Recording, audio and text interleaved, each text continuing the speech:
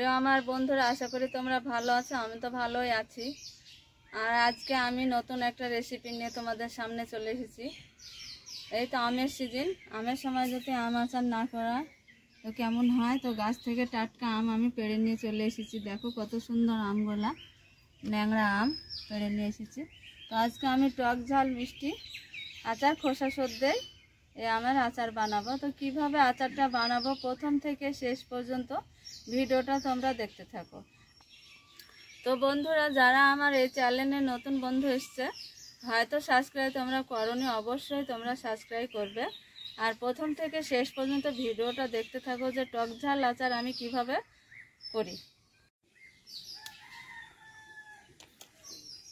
আমটা আমি জল দিয়ে ভালো করে ধুয়ে নেব, যাতে আমের গায়ে আঠা না লেগে থাকে।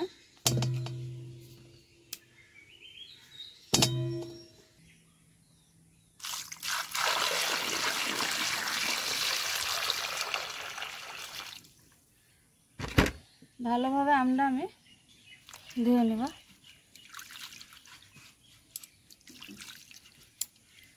খুব আঠা হয় আমে।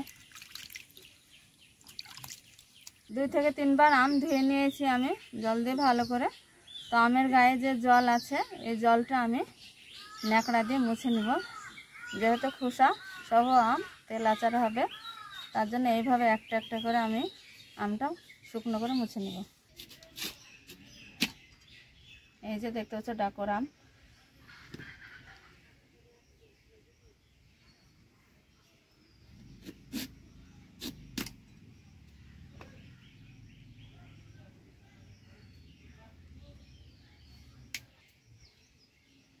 এই যে এইভাবে আমি আমটা সবগুলো কেটে নেব।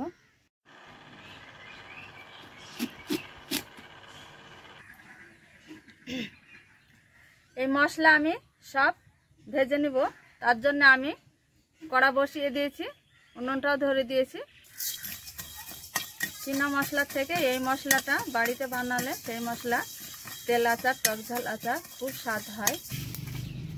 তো বন্ধুরা, শুকনো লঙ্কা, কালো সরিষা ওটাও ভেজে নিয়েছি। আর এই যে মশলা সেটাও ভাজা হয়েছে। তো ওই গরম কড়াই আমি সরিষার তেল দিয়ে দিয়েছি। সরিষার তেল গরম হয়েছে, এই যে তেল গরম হয়েছে।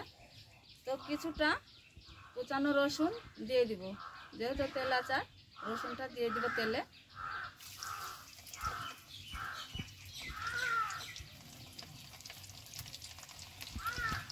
আর এই যে কারি পাতা, আমি গরম তেল, রসুনও গরম হয়েছে, এই তেলে আমি কারি পাতা দিয়ে দিব।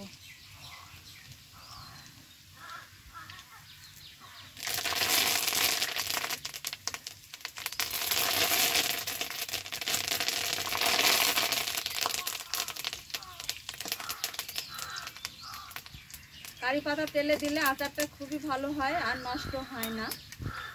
তেল গরম হয়েছে, পাতাটাও ভাজা হয়েছে। এবার আমি আমটা তেলে দিয়ে দিব।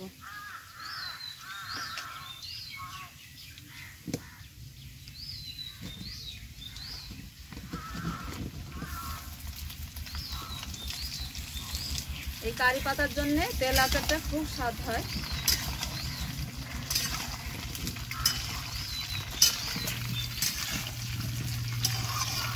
নষ্টও হবে না, 1 বছর ধরে খাওয়া হবে এই আচার।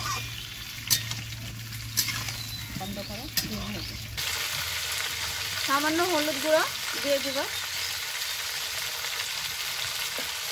স্বাদ অনুযায়ী লবণ দিয়ে দিব। ভালো করে এইভাবে আমি আমটা কষে নেব। এই আমটা যতই তেলে কষা যাবে ততই ভালো। কোনো মশলা এখন আমি দিব না, হাফ যখন কষা হবে আদা আদা, তখন আমি মশলা গুঁড়ো দিব। শুকনো লঙ্কা ভেজে নিয়েছি আমি, শিলনোড়ায় মশলাটা গুঁড়ো করব। শুকনো লঙ্কা, যেহেতু ভাজা মশলা শুকনো, শিলনোড়ায় গুঁড়ো করে আমি দিব, তো স্বাদ হবে ভালো। এই যে শুকনো লাল লঙ্কা ভাজা আমি শিলনোড়ায় আধ গুঁড়ো করে নিয়েছি। এইভাবে গুঁড়ো করে আমি রেখে দেবো, বেশি গুঁড়ো করব না। এই যে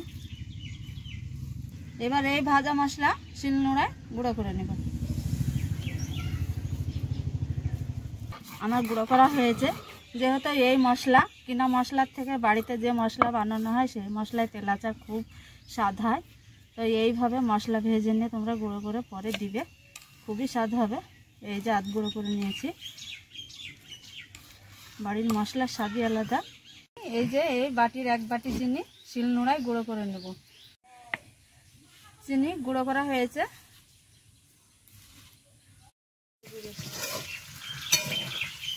তো তোমরা দেখতে পাচ্ছ আমটাকে কিভাবে আমি কষে নিয়েছি তেলের সঙ্গে। তো এবার আমি যে চিনি গুঁড়ো করে নিয়েছি শিলনোড়ায়, সেই চিনি গুঁড়ো চিনি আমি দিয়ে দিব।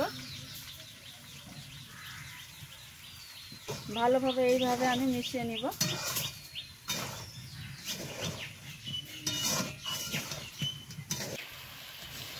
এই যে চিনি দেওয়ার পরে আমটা ভালো করে আমি কষে নিয়েছি। এবার ভাজা মশলা গুঁড়ো দিয়ে দিব। শুকনো লঙ্কা আধ গুঁড়ো করে নিয়েছি, দিয়ে দিয়েছি। আর এই যে ভাজা মশলা, এই মশলা খুব স্বাদ, মশলাটাও দিয়ে দিয়েছি। এবার আমি ভালোভাবে মিশিয়ে নিব। আমার মিষ্টি টক ঝাল তেল আচার রেডি।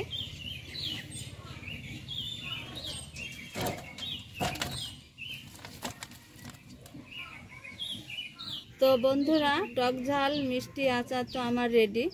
তো দেখতেই পাচ্ছ আমি আজকে কারি পাতা দিয়ে এই আচারটা বানিয়েছি। কেন যে এই তেলটাতে মুড়ি, আলু ভর্তা, যে কোনো খাবারে তেলটা খেতে খুবই ভালো লাগে। আর কারি পাতাটায় তেলটারও স্বাদ আসে, মশলাতেও স্বাদ আসে। আর দেখতেই পাচ্ছ কিভাবে মশলাগুলো লেগে আছে, যে এই যে আমের ভিতরে, দেখেই খেতে। তো আমগুলো তোমরা দেখো কিভাবে মশলাটা গায়ে লেগেছে, এই মশলাটায় খুবই স্বাদ। আর দেখলেই জিভে জল চলে এসছে, এই যে দেখেই খেতে মন চাইবে তোমাদেরও। তো এইভাবে তোমরা বাড়িতে তেল আচার করে খাবে, খুবই ভালো লাগবে। আর মশলাটা অবশ্যই বাড়িতে নিজে হাতে বানাবে। তো দেখতে পাচ্ছ আমার আচারটা খুব সুন্দর হয়েছে, প্রত্যেকটাতে এইভাবে মশলা লেগে আছে। এই আচারটা 1 বছর ধরে খাওয়া হবে। আমি কোটোয় ভরে রেখে দিব, যখন যখন রোদে দেওয়ার দরকার কোটো শুদ্ধে রোদে দিতে হবে, তবে নষ্ট হবে না, এটা থেকেই যাবে। আর সব কিছুতেই খাওয়া হবে। তোমরা যদি মনে করো যে আমি মাছের সঙ্গে এই আম 1 পিস তুলে রান্না করব, টক মাছ, সেটাও খেতে পারো। জ্বরে এসে এটা খেলেও খুব স্বাদ হয়। তো সব ক্ষেত্রে এই আচারটা খেতে খুবই ভালো। তো বন্ধুরা, জ্বরের মুখেও এই আচারটা খেতে খুবই ভালো লাগে। তো বন্ধুরা, কত সহজ উপায়ে দেখতেই পেলেন আপনারা, টক ঝাল মিষ্টি তেল আচার আমি বানালাম কম সময়ে আর অল্প কিছু মশলাতেই হয়ে গেল। তো এই ভিডিও যদি তোমাদের ভালো লাগে অবশ্যই তোমরা লাইক, কমেন্ট, শেয়ার করবে এবং সাবস্ক্রাইব করবে। তো তোমাদের সঙ্গে আরও কোনো নতুন রেসিপি নিয়ে দেখা হচ্ছে পরের ভিডিও। তো ততক্ষণ টাটা।